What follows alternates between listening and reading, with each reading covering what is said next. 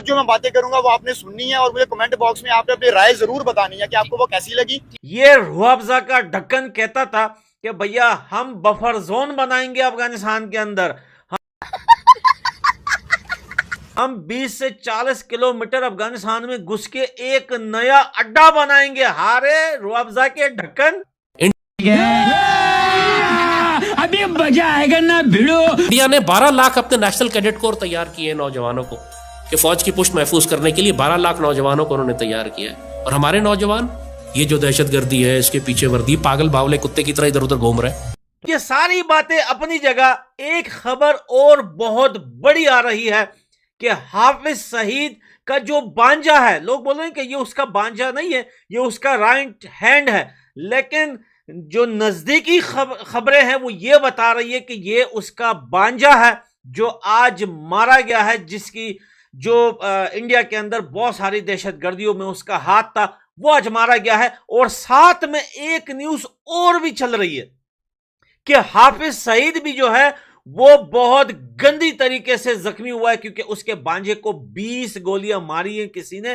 रात चलते हुए एक बंदे ने उसे 20 गोलियां मारी हैं। चलो वो तो जहन्नम पहुंच ही गया। हाफिज सईद की भी खबरें आ रही हैं, लेकिन अभी तक कंफर्म नहीं है कि हाफिज सईद जो है उसमें जख्मी है या नहीं है। लेकिन उसका वो बांजा जिसने इंडिया के अंदर बहुत सारी दहशतगर्दियां करवाई, रिसेंटली अभी रईसी में उसने दहशतगर्दी करवाई थी, वो बस में जो पंडित्स वगैरह थे।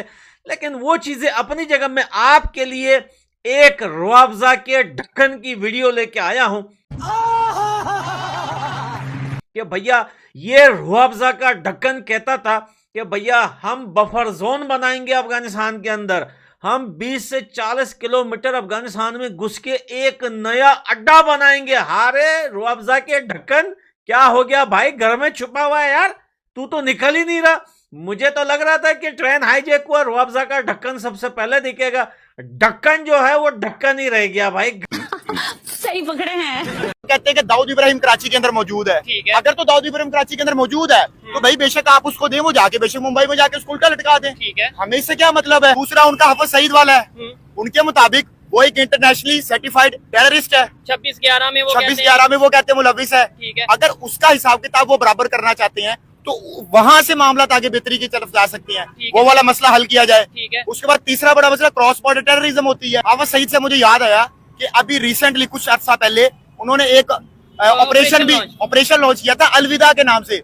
आपको ये सुनकर हैरानी होगी कि वो वहां तक पहुंच गए थे कि यहाँ तक कि उसके घर जो अखबार आता था वो भी उनको पता था। और ये प्राइम मिनिस्टर मोदी के सुपरविजन में ये ऑपरेशन चल रहा था। 3 जो बड़े मुल्क है जैसे फ्रांस है, रशिया और अमेरिका, इन्होंने अभी ये कहा है कि इंडिया को सिक्योरिटी काउंसिल का परमानेंट मेंबर होना चाहिए। आप मुझे बताएं, आप कश्मीर का रोना रो रहे हैं, कल को इंडिया बन जाता परमानेंट मेंबर, आप इंडिया के सामने इंडिया का रोना रोएंगे? पूछा गया कि पाकिस्तान के प्राइम मिनिस्टर का क्या नाम है, किसी ने भी ठीक नहीं जवाब दिया। लेकिन अभी मैं इनसे पूछूंगा कि पाकिस्तान का कौन सा दुश्मन कंट्री है, कौन सा मुल्क है जो पाकिस्तान का दुश्मन है, तो देखते हैं ये क्या जवाब देते हैं। कौन सा कंट्री है, कौन सा मुल्क है जो पाकिस्तान का दुश्मन है? इंडिया। आप बताएं। हाँ बता दें। आप बताओ कौन सा कंट्री है? इंडिया। आप बताओ। इंडिया। हाँ आप बताएं कौन सा कंट्री? इंडिया। आप बताएं। इंडिया। तेरा बाप यहाँ छोड़कर गया था कि तेरी माँ? वो देखे सबसे ज्यादा जो टेररिस्ट अटैक्स होते हैं वो अफगान बॉर्डर से होते हैं। ठीक है, आपकी सारी स्मगलिंग अफगान बॉर्डर से हो रही है और उन्हें गुस्सा बहुत है अफगानिस्तान के लोग। और हमने अफगानिस्तान को भी दुश्मन बना लिया। इंडिया के 3 बड़े तहफुजात मैं आपके साथ शेयर कर देता हूँ। इनमें उनका सबसे बड़ा मसला ये है कि वो कहते हैं कि दाऊद इब्राहिम कराची के अंदर मौजूद है। अगर तो दाऊद इब्राहिम कराची के अंदर मौजूद है तो भाई बेशक आप उसको दें, वो जाके बेशक मुंबई में जाके उसको उल्टा लटका दें।